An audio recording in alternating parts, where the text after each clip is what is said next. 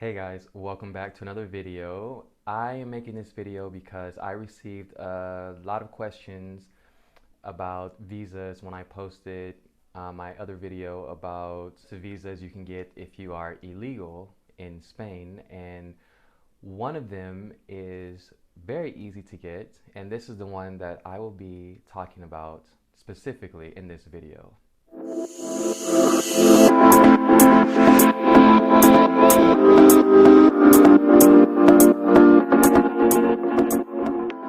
I kind of figured that I would get a lot of questions about this because there are tons of people in Spain living illegally, and this is by far the fastest, well, I don't want to say fastest, but the easiest route because you don't even have to go back to your home country. It is called Arraigo Social, basically social roots, if you were to use it in English. This is only available to non-EU citizens. So if the country is not a part of the European Union, you can apply. It means Canada, the US, Australia, China, anywhere in South America, Africa. The other requirement is that you would have lived in Spain illegally for 3 years. So this is by far the longest way to become legal and get paperwork, but it is the easiest. During the 3-month period, you cannot leave the country, and I repeat, you cannot leave the country more than 120 days. If you're illegal, I recommend don't leave at all because you might not be able to come back. The requirements are, they want to basically know that you've integrated. They want to know that you have embraced Spanish culture. There are several ways that they do this. It's a 2-part process. First, you have to go to the city hall and get an interview. The city hall wants to know that you have been living in Spain illegally for 3 years, and the proof, the biggest proof, is basically the empadronamiento, which you register your address with the city hall everywhere you live. Don't worry, when you do this, if you don't have paperwork, they'll just ask for your passport, and that's it. But you keep this document.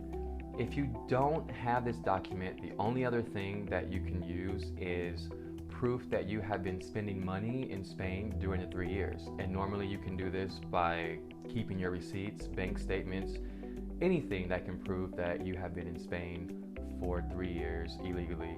Most people that I've known that have done this have kept everything they've done during the last 3 years.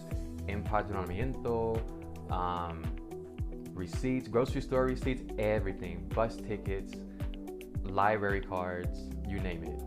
But that document is the most important. So don't be afraid to go to the city hall and ask. They'll just say, okay, give me your passport, and they'll print you out one. You might have to pay a fee, maybe like €5, depending on where you are, because those restrictions vary. Another thing that you have to prove is that you speak some level of Spanish. Normally it's like A2 level, and you can do this through showing that you've taken courses in Spanish, or you just speak Spanish to them during an interview. You don't have to be fluent, but you have to show that you can ask for directions, ask where the bathroom is, basically things to survive. If you are in Catalonia, you have to show this, there's no other option for this. You have to show at least 45 hours of coursework in Catalan. So there are some autonomous communities where they make it a requirement that you know their specific language. Honestly, I think Catalonia is the only one that has this requirement.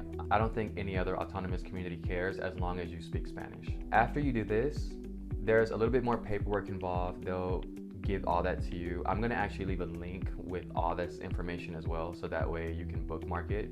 After you're done with the city hall, they have 30 days to say yes or no.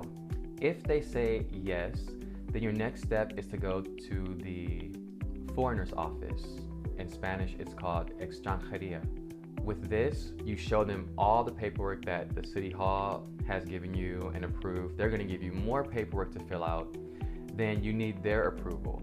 Their approval can take about 3 months. And once that's done, if they say, okay, everything's fine, then you go to the police. I would go to the national police. I wouldn't go to the local police. But you go to the police, you show them all the paperwork that you have, and they will give you your TA, and take a photo, you get the card, and you will be legal.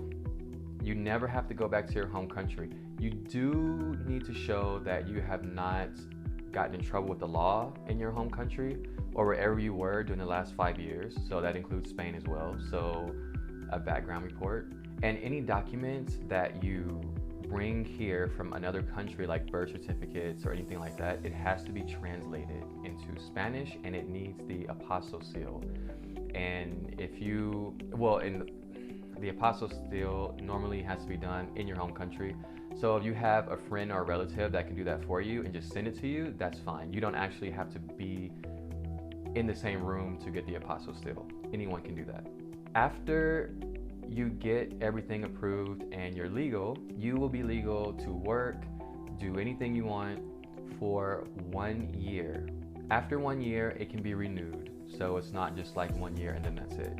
But that's basically it in a nutshell. So like I said, I'll leave more information.